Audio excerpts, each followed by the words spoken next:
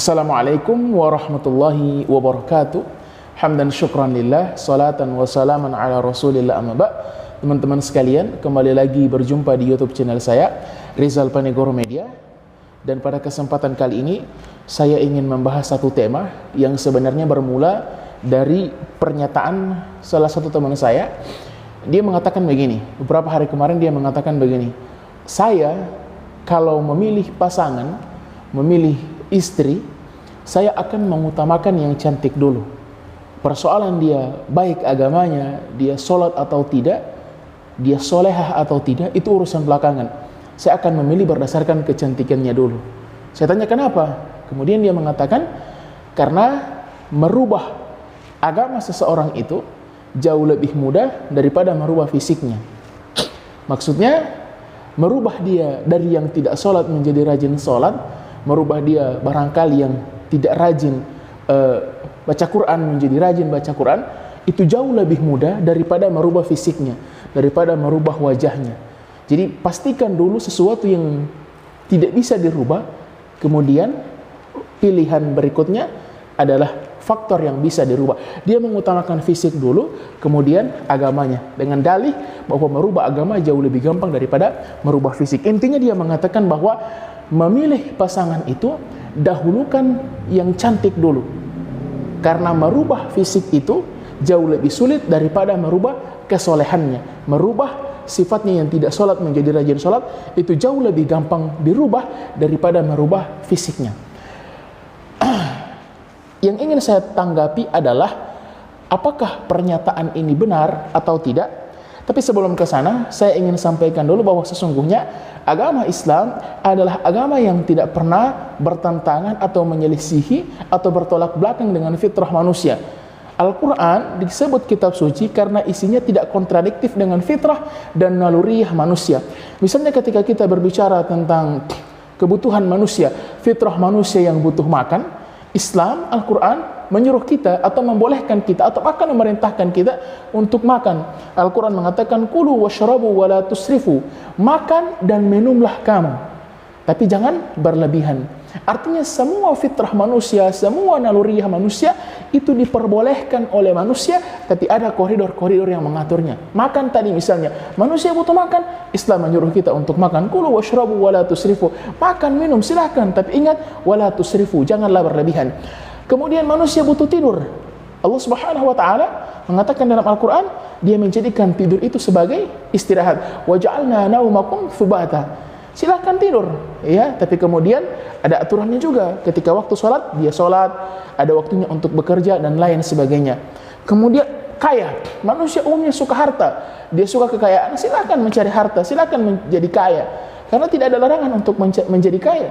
Para sahabat tadi banyak orang-orang yang kaya, hanya saja kemudian diatur bagaimana kekayaan itu diperoleh dari sumber yang halal dan dikeluarkan untuk cara yang halal pula. Karena di antara salah satu pertanyaan di hari kiamat adalah tentang harta, dari mana dan untuk apa engkau dapatkan.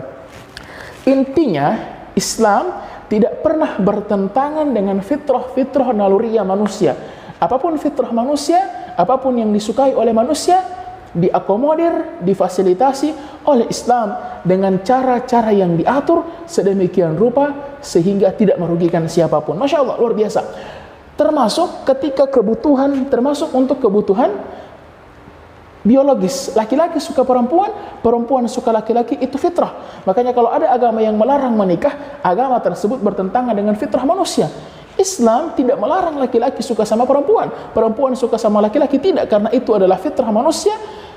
Tapi Islam kemudian mengatur bagaimana rasa laki-laki kepada perempuan, perempuan suka kepada laki-laki ini dibingkai dalam sebuah ikatan pernikahan yang sah, pernikahan yang memenuhi unsur-unsur atau rukun-rukunnya.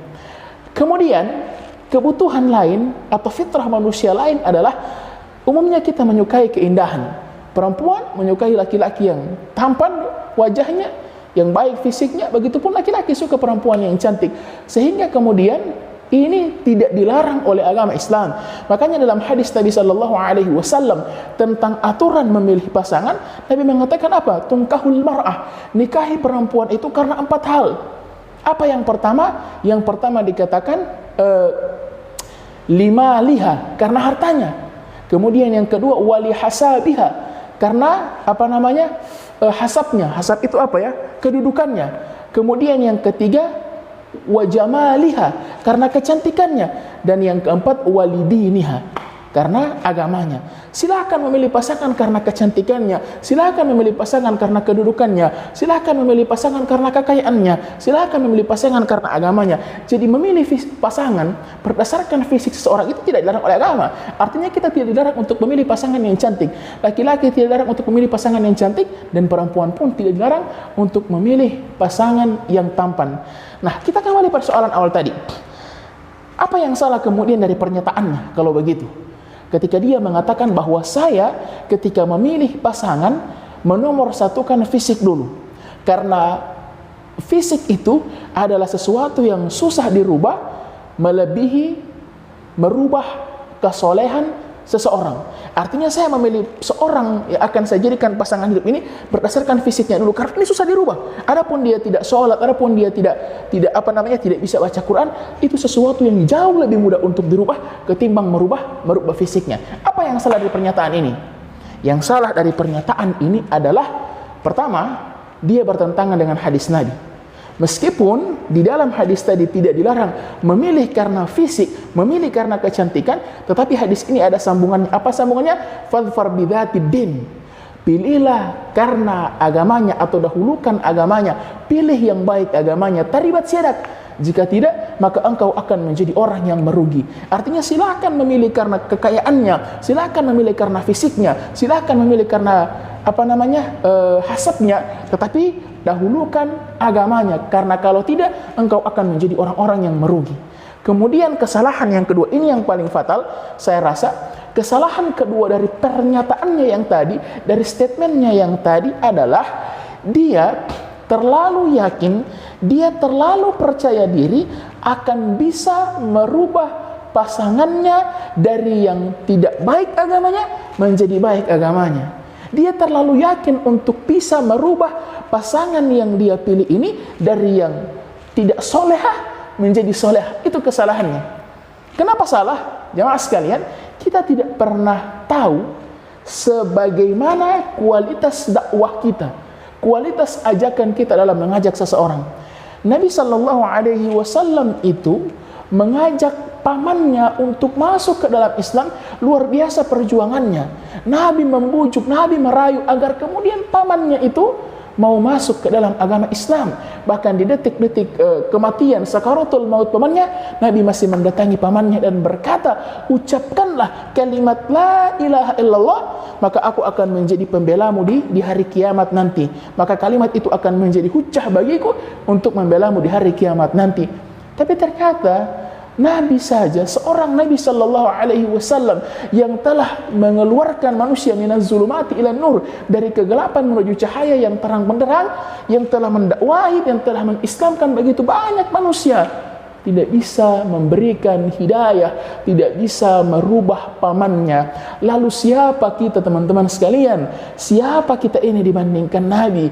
Kenapa kita terlalu yakin bisa merubah pasangan kita dari yang tidak soleha menjadi soleha? Siapa kita yang begitu percaya diri bisa merubah dia dari yang tidak sholat menjadi rajin sholat? Kalau sekelas Nabi SAW saja tidak mampu, dan sekali lagi hidayah itu di tangan Allah Subhanahu Wa Taala, Nabi tidak mampu memberikan hidayah kepada pamannya, tidak mampu merubah pamannya, apalagi cuman kita. Makanya kalau ada orang yang mengatakan, saya memilih pasangan karena fisik dulu, karena itu susah dirubah. Adapun soal kualitas keberagamaannya, itu akan jauh lebih mudah untuk dirubah. Dia tidak sholat, insya Allah saya bisa merubah dia untuk rajin sholat. Siapa kita teman-teman sekalian?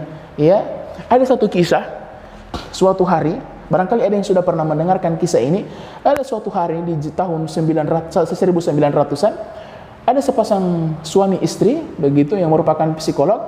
Mereka ingin melakukan sebuah penelitian. Penelitian tersebut adalah mereka ingin menguji berapa lama waktu yang dibutuhkan seekor bayi simpanse untuk bisa beradaptasi dan bertingkah laku seperti kehidupan manusia. Mereka akhirnya mengambil seekor bayi simpanse yang ada di kebun binatang. Mereka bawa ke rumah mereka. Mereka tinggalkan satu rumah bersama anak kecil mereka yang juga masih bayi, untuk dilihat berapa lama waktu yang dibutuhkan seekor bayi simpanse untuk kemudian mengikuti pola hidup manusia. Ternyata penelitian ini pada bulan yang ke-9 diberhentikan.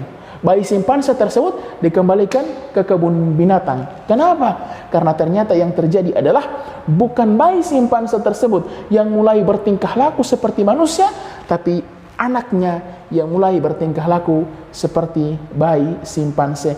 Artinya apa? Ketika kita terlalu yakin bisa merubah pasangan kita dari yang tidak soleh atau yang dari tidak soleha menjadi soleha, jangan-jangan kita yang akan terbawa arus nanti. Sehingga ketika memilih pasangan, dahulukan agamanya, dahulukan kesolehannya. Tidak mesti yang hafal 30 juz, tidak yang mesti soleha atau soleh dengan kualitas yang begitu luar biasa. Setidaknya dia rajin sholat, dia menutup aurat dengan sempurna, dia tahu, dia mengerti tentang mentauhidkan Allah Subhanahu wa taala. Karena ketika kita sudah memilih karena pasangannya, yang lainnya akan mudah kita dapatkan. Kalau kita memilih pasangan karena fisik, ingat, satu hari setelah pernikahan pun, satu hari setelah menikah, fisik yang kita jadikan patokan utama itu bisa hilang seketika. Mohon maaf, na'udzubillah, kecelakaan, fisiknya hancur, selesai. Kalau kita memilih seseorang hanya karena kemudian hartanya, bisa jadi harta itu seketika hilang. Bisa jadi dia jatuh bangkrut dan lain sebagainya. Gampang sekali. Ketika kita sudah memilih karena agamanya, maka ketahuilah urusan-urusan yang lain akan dimudahkan oleh Allah Subhanahu wa taala. Semoga ini bisa sedikit menjadi gambaran buat teman-teman semua yang ingin memilih pasangan. Barangkali ada yang bingung, pasangannya tidak terlalu soleh tapi cantiknya luar biasa. Yang bagaimana menyikapinya? Silakan ditonton video ini. Semoga ada manfaatnya, dan semoga bagi semua yang ingin sudah mempunyai rencana atau keinginan untuk menikah, semoga Allah Subhanahu wa taala mudahkan, dipertemukan dengan jodoh yang soleh atau soleh. Demikian, jangan lupa like, komen, dan subscribe. Mohon maaf apabila ada kekurangan. Assalamualaikum warahmatullahi wabarakatuh.